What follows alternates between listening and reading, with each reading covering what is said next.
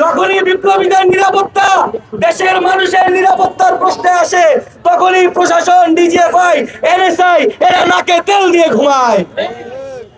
আপনারা জানেন, অনেকেই এটা প্রেডিক্ট করতে পেরেছিল যে আমাদের বিপ্লবীদের সম্মুখ সারির যোদ্ধাদেরকে টার্গেট কিলিং করা হবে। তাহলে কি এই প্রেডিকশন, এই নিউজ কি আমাদের রাষ্ট্রীয় এজেন্সিদের কাছে কি ছিল না? এই ডিজিএফআই, এনএসআই আমাদের টাকায় তারা বেতন পায়, দেশের প্রতি তারা কমিটেড। তাহলে কি তাদের কাছে কি এই নিউজ ছিল না? তাদের কি ইনফরমেশন ছিল না?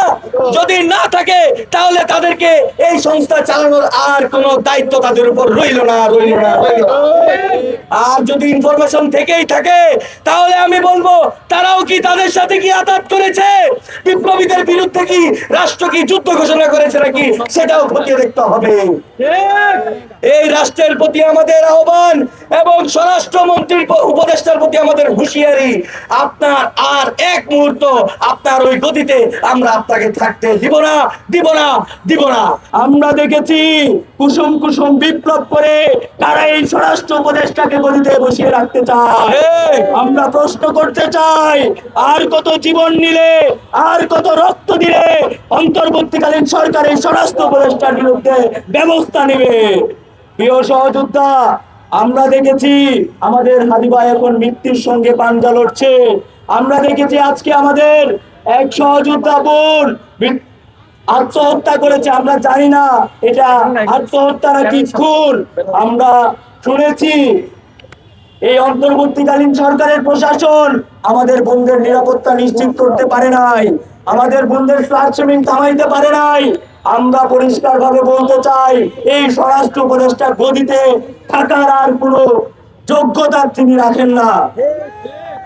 প্রিয় সহযোদ্ধা, আমাদের জুলাই অভ্যুত্থানে যেমন প্রত্যেকটা সিদ্ধান্ত রাজপথে হয়েছে, এখনো প্রত্যেকটা সিদ্ধান্ত রাজপথে হবে।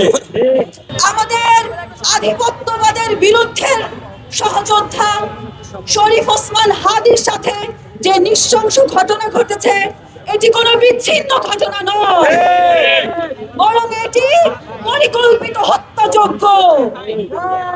আমরা দেখেছি হাদিকে যারা হত্যা করার চেষ্টা করেছে, তারা দীর্ঘদিন ধরে শরীফ ওসমান হাদির আচরণবিধি লক্ষ্য করেছে এবং দীর্ঘদিন তারা ইনকিলাব সেন্টারে যাতায়াত করেছে।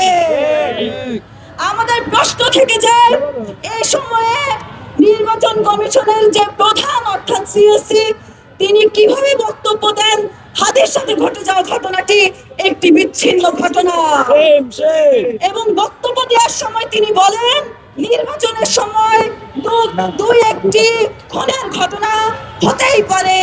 তিনি কি মনে করছেন যে এখনো ফ্যাসিবাদ এই দেশে কায়েম হচ্ছে?